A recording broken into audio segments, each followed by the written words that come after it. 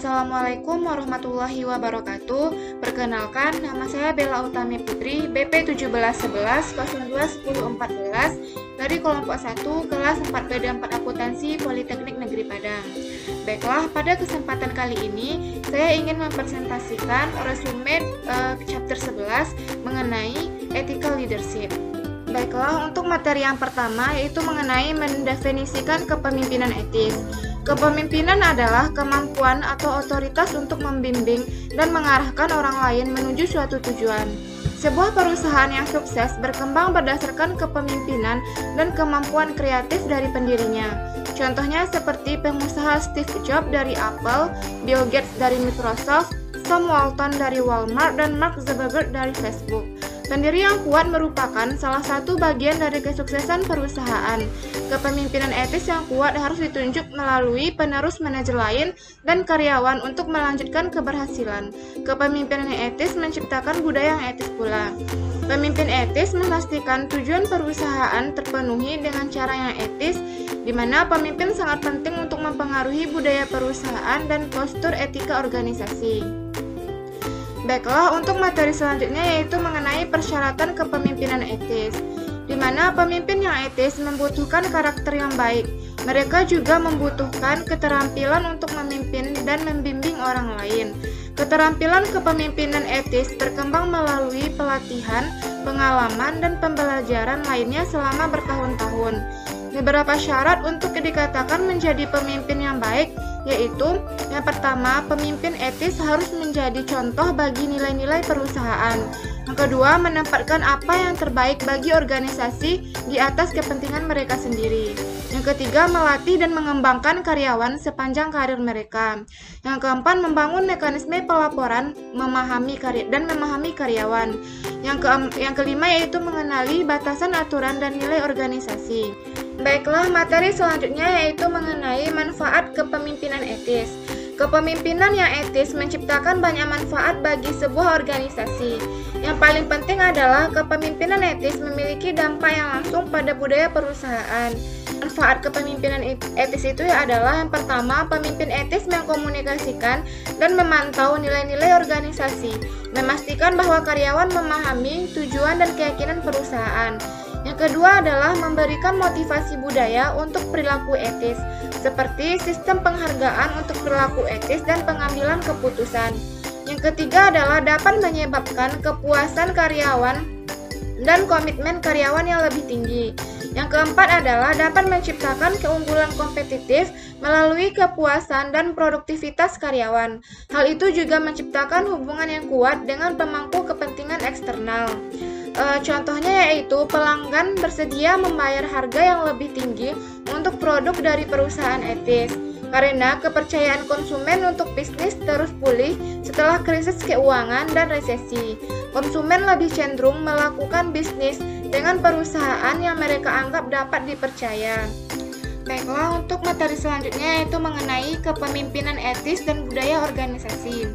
Para pemimpin etis menyadari bahwa budaya organisasi akan berdampak langsung pada perilaku karyawan dan membuat upaya yang lebih besar untuk mempromosikan budaya etika dan kepatuhan. Para pemimpin membantu mengatur nada untuk budaya seperti itu melalui nilai-nilai bersama, sikap dan praktis etis. Para pemimpin etis umumnya mengadopsi salah satu dari dua pendekatan kepemimpinan, yaitu pendekatan yang berbasis kepatuhan dan pendekatan yang berbasis integritas. Para pemimpin yang mengadopsi pendekatan yang berbasis kepatuhan menekankan kepatuhan pada aturan dan peraturan dan menetapkan proses untuk memastikan kepatuhan. Pendekatan semacam itu mencegah perilaku ilegal dan menekankan budaya penghindaran. Selanjutnya adalah pendekatan yang berbasis integritas, di mana ini memandang etika sebagai peluang untuk menerapkan nilai-nilai inti. Pemimpin yang mengadopsi pendekatan berbasis integritas bertanggung jawab atas budaya etis perusahaan dan meminta pertanggungjawaban karyawan untuk mempraktikkan perilaku etis dan praktik intinya. Pendekatan yang berbasis integritas biasanya melibatkan chief officer, manajer sumber daya manusia, dan komite anggota dewan dengan program etika dan kepatuhan, di mana jenis pendekatan ini tidak hanya memberdayakan karyawan, tetapi membantu mereka mengintegrasikan nilai-nilai dan prinsip-prinsip etika yang ditetapkan oleh perusahaan. Di sini ada 3 tipe pemimpin. Yang pertama adalah pemimpin yang tidak etis, pemimpin apatis, dan pemimpin etis. Di mana masing-masing tipe ini mempengaruhi perkembangan budaya organisasi, baik itu positif maupun yang negatif. Pemimpin yang tidak etis biasanya itu egosentris dan sering melakukan apapun untuk mencapai tujuan organisasi dan miliknya sendiri. Pemimpin ini melihat hukum sebagai pedoman yang harus disesuaikan dengan tujuan perusahaan. Yang kedua adalah pemimpin yang apatis. Tidak selalu tidak etis, tetapi mereka tidak terlalu peduli dengan etika di dalam perusahaan.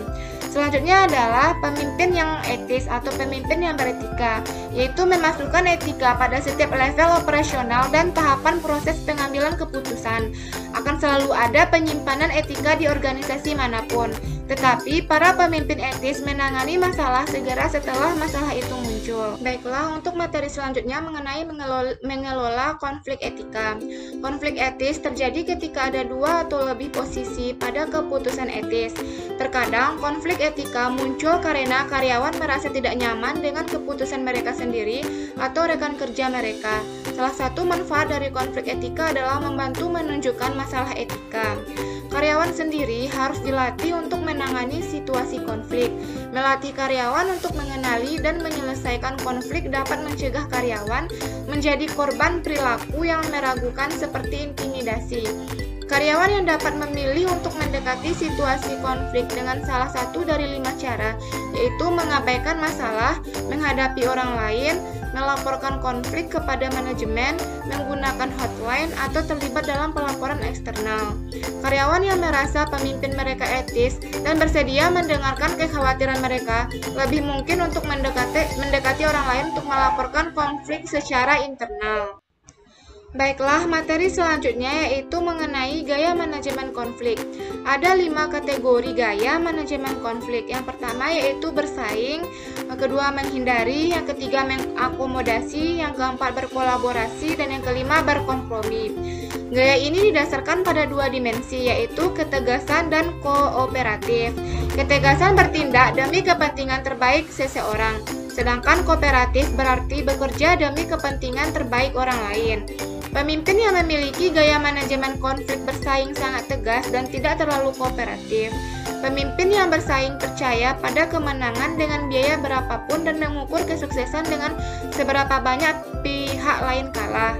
Kemudian pemimpin yang etis juga harus memiliki kemampuan untuk mengidentifikasi gaya manajemen konflik orang lain. Memahami bagaimana pemangku kepentingan lain mengelola konflik dapat membantu para pemimpin etis menentukan apakah gaya mereka sendiri harus disesuaikan. Ini adalah jantung dari kepemimpinan etis.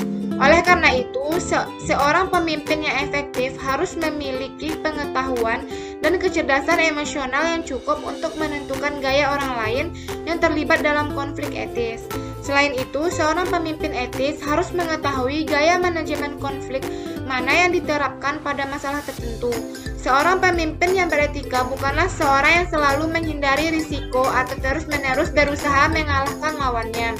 Sebaliknya, seorang pemimpin etis terlibat dalam pengambilan keputusan etis untuk menentukan kapan harus tegas, kapan harus berkompromi, dan kapan harus mengakomodasi atau menghindari. Namun, seorang pemimpin etis tidak boleh mencoba untuk mengkompromikan nilai-nilai etika organisasi. Baiklah, untuk materi selanjutnya yaitu mengenai pemimpin etis memberdayakan karyawan. Pemberdayaan karyawan merupakan komponen penting dari budaya organisasi berbasis nilai. Budaya berbasis nilai mendorong karyawan untuk mengungkapkan keprihatinan, mengemukakan masalah etika, dan mengambil pendekatan proaktif untuk menyelesaikan konflik.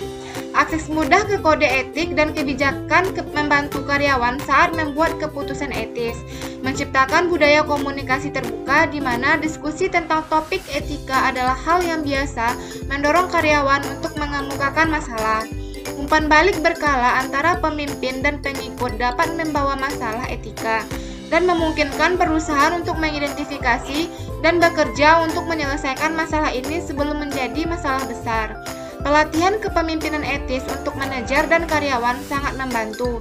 Pelatihan untuk karyawan harus mencakup pengambilan keputusan etis, kerja tim, dan keterampilan resolusi konflik.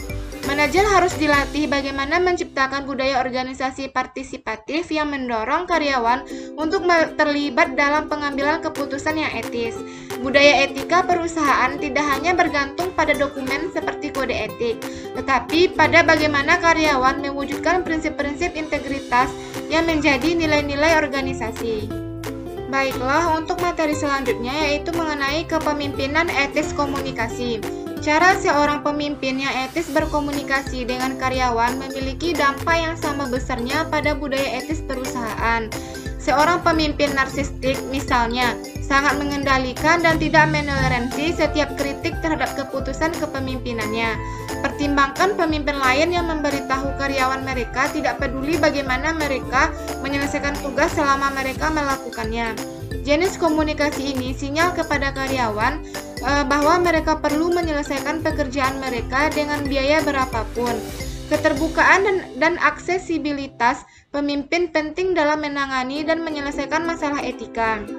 Pelaporan adalah proses dua arah di mana komunikator berkomunikasi dengan atasan dan bawahan. Meskipun merupakan praktik umum untuk melapor ke atasan itu kurang. Baiklah, selanjutnya yaitu mengenai cara untuk dapat berkomunikasi menjadi pemimpin yang lebih baik. Yang pertama yaitu lakukan percakapan sulit yang ingin Anda lakukan, termasuk memberitahu orang-orang apa yang mereka butuhkan dan belum tentu ingin didengar. Yang kedua, berhenti berbicara dan lebih banyak mendengarkan. Yang ketiga, angkat telepon atau berjalan menyusuli lorong untuk benar-benar berbicara dengan seseorang daripada mengandalkan email yang lebih impersonal. Yang keempat adalah komunikasikan kabar buruk dengan cara yang sama, dengan semangat yang sama sebagai kabar baik. Yang kelima adalah bagikan umpan balik kinerja dengan orang lain secara teratur, sehingga orang lain tahu bagaimana mereka dapat meningkatkannya. Yang keenam adalah bertujuan dan bijaksana dalam cara kita berkomunikasi. Yang ketujuh adalah minta umpan balik agar kita dapat meningkatkan keterampilan kita. Yang kedelapan adalah bekerja pada titik-titik buta kita dalam kemampuan kepemimpinan. Kepemimpinan etis tidak mungkin terjadi tanpa komunikasi yang efektif. Bagaimana seorang pemimpin berkomunikasi memberi karyawan gagasan yang jelas tentang peran dan harapan perusahaan. Misalnya, komunikasi tentang topik etika menunjukkan bahwa pemimpin cukup peduli tentang budaya etis dan partisipasi karyawan untuk mengkomunikasikan tujuan dan nilai di antara karyawan. Kedua adalah meningkatkan moral karyawan. Baiklah, selanjutnya adalah keterampilan komunikasi kepemimpinan yang etis. Sama seperti keterampilan kepemimpinan etis, keterampilan komunikasi etis tidak datang dengan mudah. Ada 4 kategori komunikasi. Yang pertama adalah komunikasi interpersonal.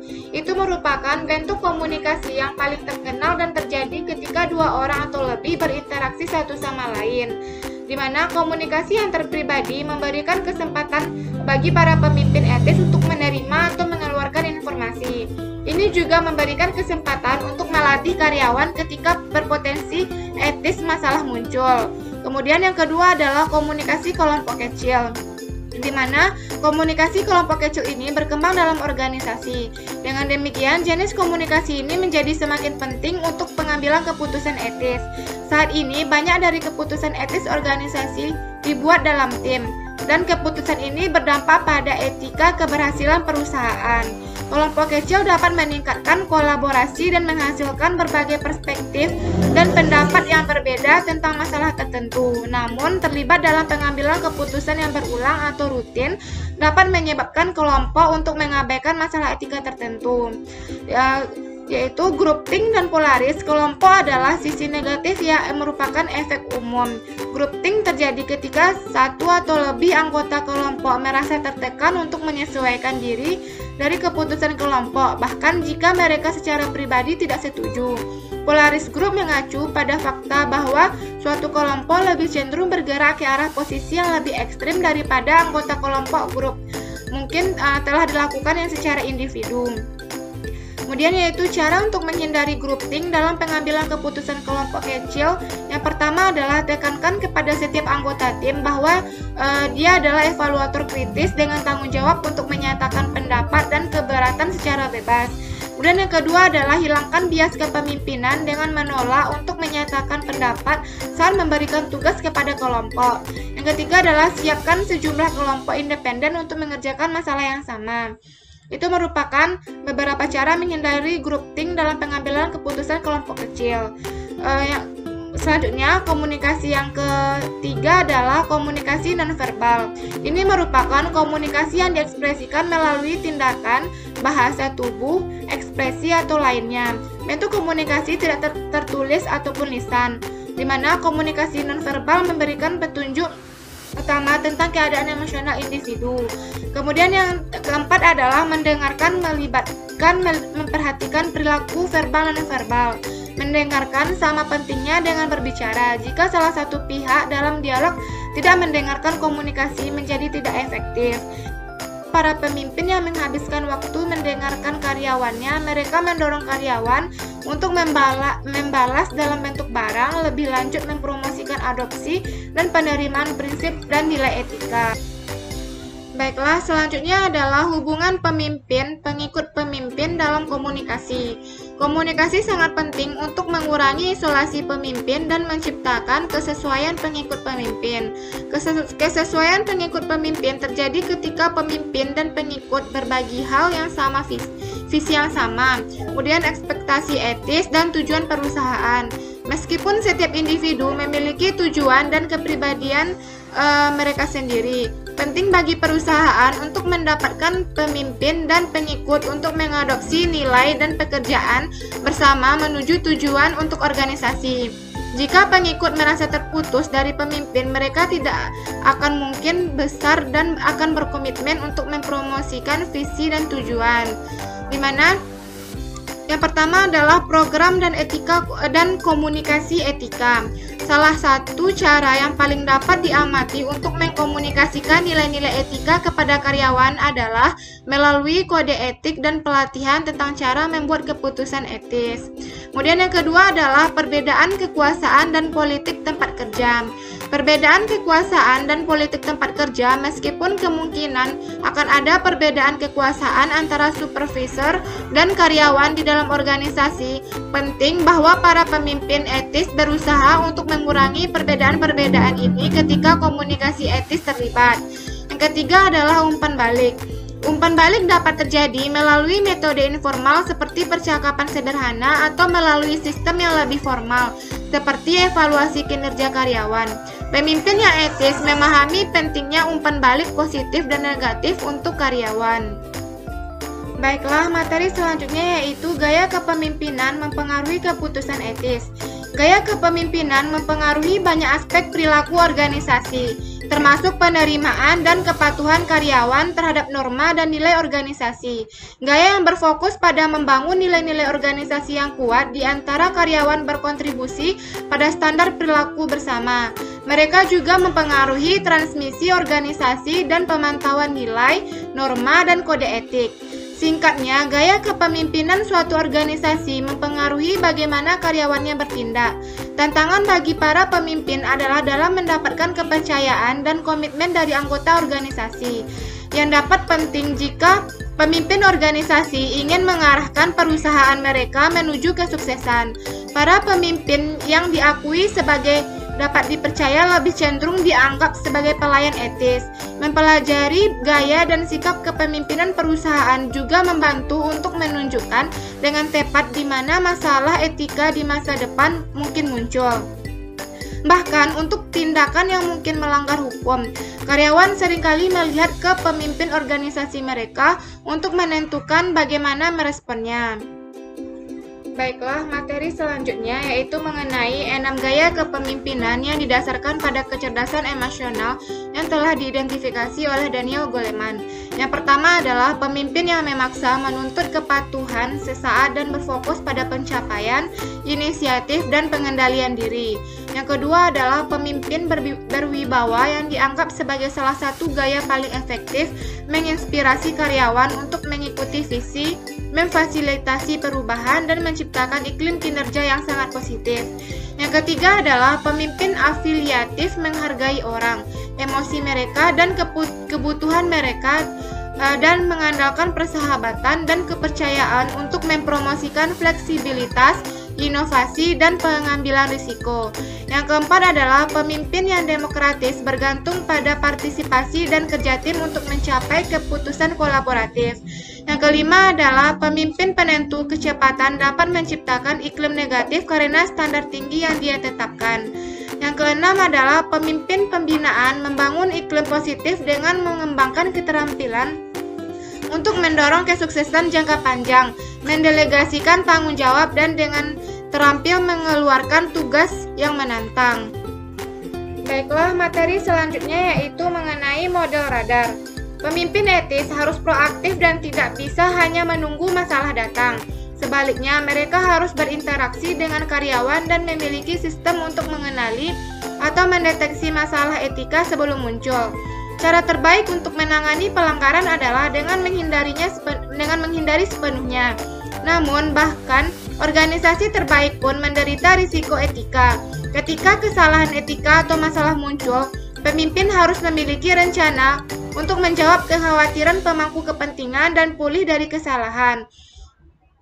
Oleh karena itu, perusahaan mengadopsi akronim radar untuk menggambarkan tugas pemimpin etis untuk mengenali masalah etika, menghindari kesalahan bila memungkinkan, menemukan area risiko etika, menjawab kekhawatiran pemangku kepentingan ketika masalah etika terungkap, dan pulih dari bencana kesalahan dengan memperbaiki kelemahan dalam etika program. Baiklah, sekian presentasi mengenai ethical leadership yang dapat saya sampaikan. Apabila ada salah-salah kata, saya mohon maaf. Wabillahi taufiq wal hidayah. Wassalamualaikum warahmatullahi wabarakatuh.